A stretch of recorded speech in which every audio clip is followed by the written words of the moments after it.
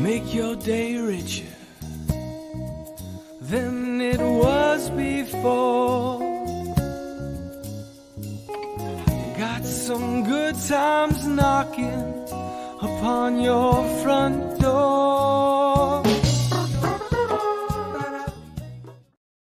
Welcome, everyone. There are certain things I never thought I would say on this show, and today I get to say, please welcome Dame Clarissa Burt. Clarissa, good morning. You're funny. Good morning to you over there. And where are you? North Carolina from Phoenix, Arizona. Yes, and you said it's 108 degrees. Yeah, it was yesterday. We had, we're starting. We're full in summer now. So we were suffer until Halloween. Halloween weekend is usually when it breaks, and then we go back down to 98, and everybody goes, "Yay! It's so cold. It's not so hot. Get our sweaters on." Oh my gosh, you I first of all, I know we talked a little bit about being knighted and becoming a dame. And those are things that feel medieval and something that none of us are ever going to do. So can you give a quick backstory on how that happened? Yes, thank you. Well, it's very kind of you to bring that to the fore. I was nominated basically by a royal order out of Europe, where I lived for 30 years. So I did live in Italy for 30 years. I worked there for 30 years, from my modeling years through the acting years, onto television, on camera, talent years, and then producing years. And so being there as long as I was living in Rome. So I was kind of, I'm not going to say homey with the Pope, but I think you can say that. Yes. And I did a lot. I did a lot of social work. I enjoyed that. I wasn't married. I didn't have kids, and so my weekends were usually, running around Italy with the different, causes and benefits and charities and things along those lines. And I really enjoyed that. And it got picked up by the Vatican. I mean, somebody found out about it and sort of kind of said, we need to bring her in and get her, a recognition, which I did get. And then from there, I think that's really where the Royal Order picked up on me. And so I got nominated, and now I am a dame. I don't lead with that. It is, I'm still a little. You do around here, just so you know. I'm still little Chrissy from the block, but it's a lovely honor, that I will say. Do you have, and then we're going to get to why you're actually here, but I just love this. Why am I actually here? It's like you, Dame Judi Dench, just hanging out at tea is what I assume. Are there like how Miss USA has things she has to do throughout the year? Is that part of it, or? Well, we do have meetings. We have monthly meetings. The Royal Order here in the United States is just getting started up, so it is new here to the States. And so there's now the formation of events, and we're creating the committees. And I will be actually next weekend in Chicago, where I have now nominated someone to knighthood, another woman, and she's a dame. She'll become a lady or a dame, which is the same thing. Just you have to choose which, you want to be a lady, you want to be a dame. It's kind of like you said, Dame Judi Dench, you want to be Lady Diana. Sounds it's the same like a Broadway show. So, so I'll be up in Chicago for another Royal Order event. The Prince comes in from Spain, and it's been a Royal Order. It's been around since the Byzantine times. And by the way, there are many Royal Orders in Europe, so lots of trickle down. But again, once again, I will say it's a really lovely honor. I love it.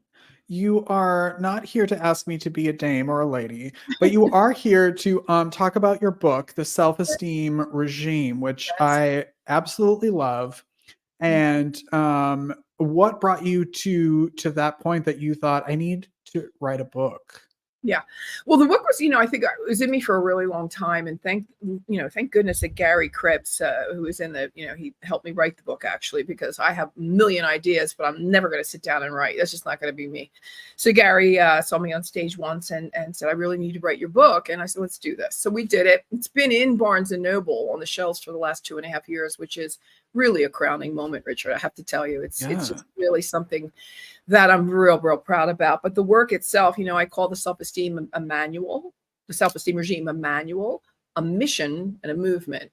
So for me, it's so much, I'm going to be happy when I see everybody, in the world living with happy, healthy self-esteem. I know it's a lofty ask, but it's something that I'm really passionate about. And as we all should be, our personal development and our self-improvement, wanting to be a better person tomorrow than you are today, I think is paramount to who we are and living, just living a happy life, Yeah. Not everybody gets, not everybody, this is, by the way, there's no parent bashing here. It's not what we're about, but not everybody gets the perfect set of parents, right? And so you have to learn how to reparent yourself along the way. And that takes courage. And it's going to bring up a lot of different emotions.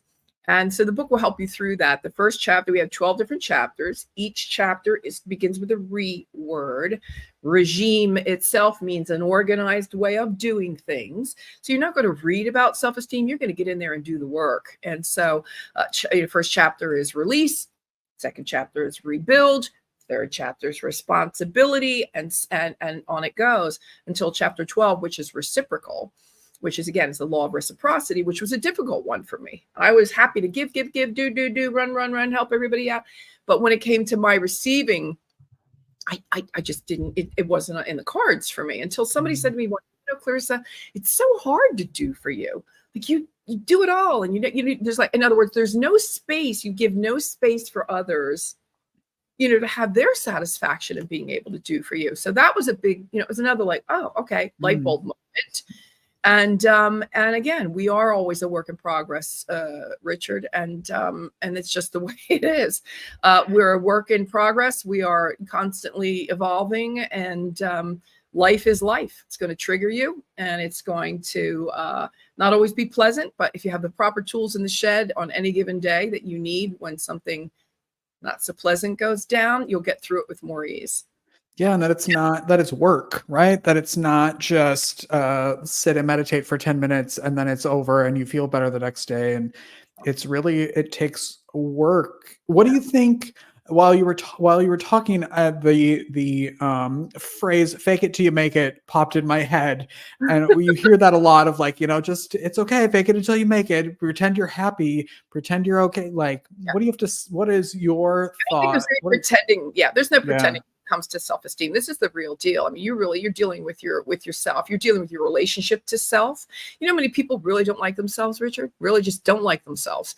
They don't like who they are. They don't like what they're about. They don't like where they come from. They have no, maybe ambition. They have no, they think they have no future. They have no plan. One of the things that I talk about, in the self-esteem regime is your core values. It's so important. It's kind of like your life's blueprint. And mine is this. It's taking the high road, which is honesty, integrity, gratitude, and honor. Now, I'm a lot of things, Richard. I am a lot of things, but one thing you can count on with me is that when I come to the table, with my core values. These are the core values that this is a hill I'm ready to die on. I'm going to be brutally honest at times. I'm not always the most popular person in the room, but that you're going to get honesty from me. Integrity. Need I say more? Gratitude. Drop and give me 10. Like, what are you, thankful for? And if you can't come up with at least 5 right now, you need to get back to the drawing board. You really need to start doing this work. And then honor, well, most people think it is a military term, when really it's who are you when no one else is in the room? And probably more importantly, who are you when you don't get your way? Like, where's character in you? Honoring yourself also means you're not always going to get what you want, and that is not always a bad thing. Sometimes they say rejection is redirection. I've been in a business my whole life where rejection was rife. When you're a model, when you're an actress, the deal, the drill. It's, you're going to get 1 yes, maybe out of 100. Yeah. And so you have to learn how to deal with those things, understanding that it's not always you, to work on you. But it's not, that's it. Work on you, right? I think that that's the most important thing. Who would you say the book is for? Because it's obviously, I hate when people say it's for everybody, but it's obviously not just for people who have low self-esteem. I mean, it's really about figuring yourself out a little bit and learning more about yourself, right? Well, I'd like to say that that's absolutely true. I can speak to, first of all, you so kindly showed the book before. When I first got it, I'm going to show you too. You'll see there are 3 triangles here. when I first got the cover of the book back from the publishers in New York City, Roman and Littlefield, that I thank frequently, it was pink, yellow, and orange. It was beautiful. It was very feminine and beautiful. And it would have jumped off the shelves at Barnes and Noble. And the only thing that I asked them if they could change was to make it blue so that a man would pick it up. And when I dropped the book in Italy last year, I will tell you that half of that room were men. And that really warmed my heart because, again, let's remember that we are in the middle of they say youth mental health crisis. I'd like to say a mental health crisis. And we've got the loneliness epidemic right now that's happening. And so a lot of people are they're really hurting. And they need hope. And that's where I would go, Richard. I would go to bookstores when I was a kid. Before there was internet and computers, there was a section in the 3 bookstores that did exist at the time: Border Books, Walden Books, and Barnes and Noble. I worked at Borders for about 10 years. Yeah. There was a little section in the back, you may remember, it was called Self-Help. Yeah. And when I was a kid, that self-help section had probably 40 books if you were lucky. Now, personal development in Barnes and Noble is $1 billion industry, and it's rows upon rows upon rows upon rows of books that are there for the specific reason of helping you, assisting you, supporting you, finding out the answers why, all of the things that you may need when you are in discomfort. And many people are in discomfort and don't understand why. And men especially just don't know who to talk to, don't know who to turn to. Who are you going to talk to? Yeah. Guys don't get together and say, I'm feeling, my self-esteem today isn't so. Guys don't do that, right? Women have more ease. Like I can get on a plane with a woman sitting next to me and fly from LA to New York and know her entire history by the time I get off the plane, Like that's how gals do things. Guys don't as easily. So I really encourage everyone, but specifically men, because there's a rise in, I know they say suicide, or they say unalive, or I say the author of your demise, whatever, so it's all semantics. There's a rise in suicide and unaliving in men. Yes, in our veterans, most definitely, but in men in general, boys in general, guys, and that's scary. So I think we need to keep our ear to the ground, really check in on people that we know might be, having a hard time of it, because a lot of people are. Yeah. Yeah. And even people that you don't think are having a hard time, because people are good at faking it until you make it. And you don't know what people are going through. You got it. Gosh, I want you to come back like 17 times because you have so much going on. I also want to bring up your magazine because I'm a little jealous because I've always wanted my own magazine. So there you go. Talk to us about that and what is in that and how people can get the magazine. So I In the Limelight Media was born about 5 years ago. It was really for entrepreneurs. It's a savvy media for the intelligent media for the savvy entrepreneur.